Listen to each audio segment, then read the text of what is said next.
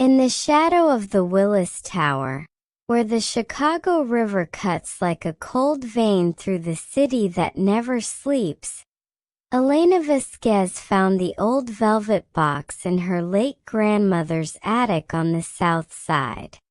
The wind off Lake Michigan rattled the windows like impatient fingers as she pried it open. Before going further, tell me in the comment from which country are you watching my story? Inside lay a silver locket, tarnished black at the edges, shaped like a teardrop. No photo inside, just a faint, etched inscription in looping script. Whisper my name and I return. Elena's abuela had always called it the devil's whisper, warning her never to open it.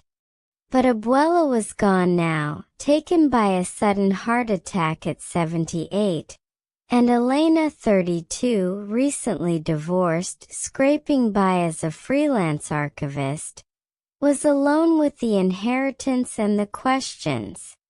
She slipped the locket around her neck that first night, telling herself it was just jewelry. The metal felt unnaturally warm against her skin, like breath on a winter window. The whispers started small. At 3:17 a.m., the wind howled down Wabash Avenue, carrying a woman's voice through the cracked bedroom window. Elena. Soft, almost loving. She sat up, heart hammering, convinced it was a neighbor's TV. But the voice came again, closer, from inside the room. You opened the door. Now listen. By morning, Elena dismissed it as grief. She had work, digitizing old jazz club photos from the 1920s for the Chicago History Museum. But as she scanned images of smoke-filled speakeasies on the near north side, the faces blurred. One photo caught her eye. A young woman in a cloche hat, staring straight at the camera with eyes too knowing. The caption read, Lila Morrow, singer at the Green Mill, vanished 1928. That night the whisper returned louder. He took me. He keeps taking. Elena bolted upright, clutching the locket. The chain burned now, searing her collarbone. She yanked it off, and the room went dead silent. Too silent. The wind outside stopped, as if the city itself held its breath. The next day Elena dug deeper. Old newspaper clippings from the Prohibition era told of Lila Morrow, a rising jazz star with a voice like honey and smoke. She disappeared after a late-night set, last seen arguing with a wealthy bootlegger named Victor Kane in the alley behind the Green Mill. No body ever found. But whispers persisted. Lila had worn a silver locket given by her mother, a family heirloom said to bind the wearer to the dead. Elena felt it then, the pull. The locket wasn't just jewelry. It was a tether. She started hearing Lila's full story in fragments, delivered in the dead of night like radio static from another era. Victor Kane had been obsessed. He promised Lila stardom, then locked her in his Gold Coast mansion when she tried to leave. She fought back, clawing at his face, screaming for help that never came.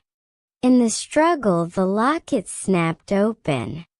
Lila whispered a name, her own mother's, and something answered. The wind rose inside the house, unnatural, tearing curtains and shattering glass. Cain was found the next morning, throat slashed by invisible hands, eyes wide in terror. Lila vanished. The locket was never recovered until it passed down through Elena's family line, jumping generations like a curse skipping heartbeats. Now it had found Elena.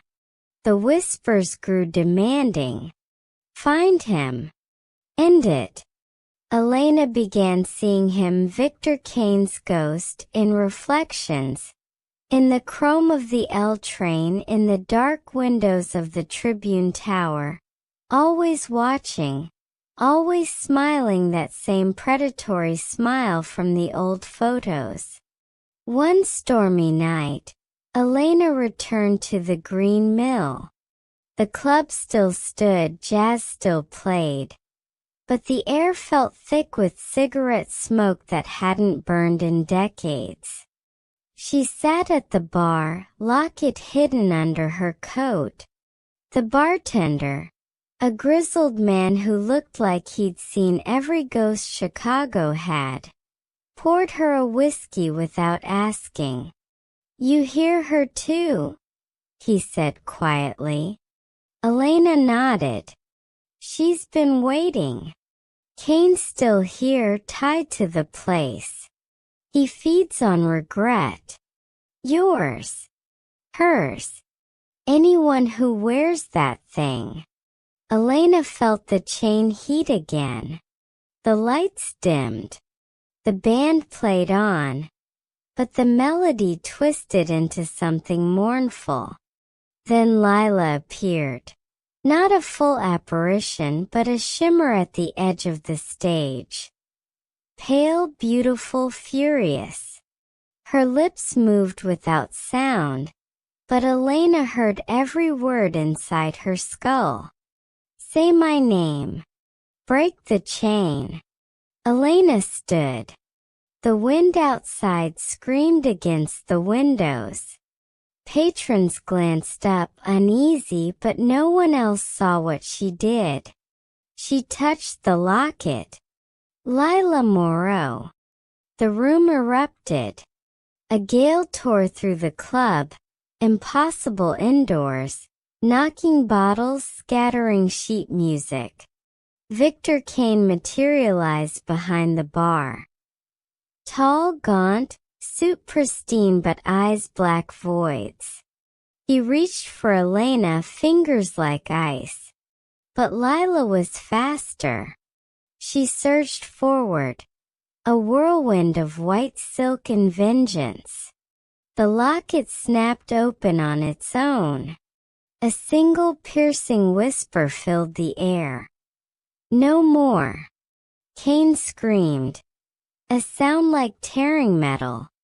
The wind swallowed him, pulling him into the shadows behind the stage. The lights flickered back. The music resumed, softer now. Elena stood alone, the locket cool against her chest. She opened it. Inside, for the first time, a tiny faded photo. Lila as a young girl, smiling with her mother. The whispers stopped. Elena left the club as dawn broke over the loop. The windy city exhaled, the lake wind fresh and clean. She walked to the river, paused at the edge, and dropped the locket into the dark water. It sank without a ripple. As she turned away, she swore she heard one last sound. Not a whisper, but a soft, grateful sigh carried on the breeze. Chicago kept its secrets, but some finally were free.